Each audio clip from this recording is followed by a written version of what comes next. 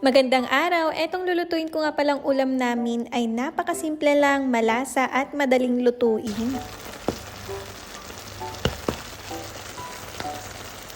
Meron nga kaming chicken dito at lalagyan ko nga lang muna ng garlic powder. Naglagay na nga rin ako ng pamintang durog at patis. Pagkatapos ko naman may halo, eto at magsisimula na nga rin akong magluto. Sinindahan ko na nga yung apoy at nagpainit na nga ako ng kawali. Nilagyan ko na nga to ng mantika at pinainit ko lang, saka ko naman nilagay etong mga karne ng manok. Pripituhin ko nga lang pala muna to hanggang sa nga ito ay mag-brown. Habang priniprito ko naman yung karne ng manok, eto at naghiwa naman ako ng bawang at sibuyas. Tinakpan ko nga rin pala itong priniprito ko para nga mas mabilis maluto. At nung naluto ko naman na ayan, tinanggal ko nga muna at sinet aside. Masyado nga palang madami yung mantika, kaya naman binawasan ko nga lang. In same pan, dito na nga din pala ako nagisa ng bawang at sibuyas. Pinagsabay ko na nga palang nilagay yung bawang at sibuyas at ayan, hinalo-halo ko nga lang to. Nung naamoy ko naman na yung aroma, nilagay ko na nga rin etong mushroom. Isang can sliced mushroom nga pala to at nilagay ko nga lahat. Napakahilig ko nga rin palang kumain ng mushroom, kaya naman talagang magugustuhan ko nga itong niluluto ko. Ginisagisa ko nga din pala itong mushroom bago ko naman nilagay etong karne ng manok. Pagkalagay ko naman ng karne ng manok, hinalo-halo ko nga lang muna bago naman ako naglagay ng oyster sauce, paminta at liquid seasoning. Nasa inyo na nga rin pala kung anong gusto nyong pampalasang ilagay. Tapos etong isang nagpapasarap nga pala ay all-purpose cream. O diba, napakadali lang at mabilis nga lang din tong lutuhin. Minix-mix ko nga lang pala to at saka ko tinakpan para nga mas mabilis kumulo. Maglalagay nga rin pala ako nitong cream of mushroom dahil nga masarap din to. Optional lang naman yan, nasa inyo na nga din kung gusto nyo din maglagay niyan. Hinalo-halo ko na nga rin to at saka ko tinikman at okay na nga rin ako sa lasa. Ilang minuto na nga lang ay maluluto na nga rin to. Ganitong lutungan na naman ng ulam ay talagang mapapa-extra rice ka na naman. Para nga rin may ibang kulay etong niluto ko, naglagay nga rin ako ng spring onion. Nung naluto naman na, nilagay ko na nga rin sa mangkok at naghiwa nga rin ako nitong pepino. Naglagay nga ako ng konting asin, paminta, konting suka at asukal. Tapos eto nga at kumain na nga rin kami. Ganyan nga pala si Zane kapag kumakain kami, napakalambing. Kung hindi nga pala siya nakahawak sa akin sa daddy niya, kaya pahirapan talaga sa pagsubo.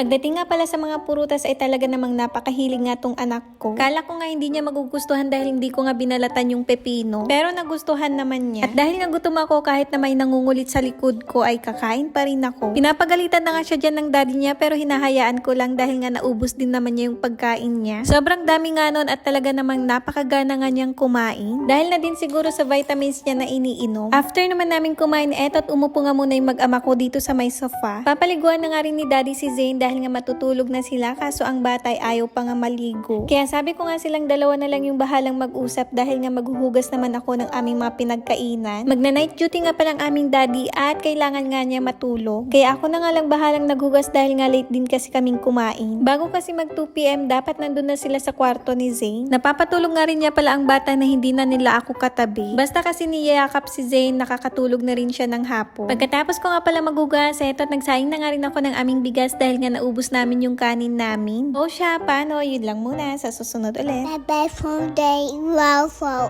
a face to pour.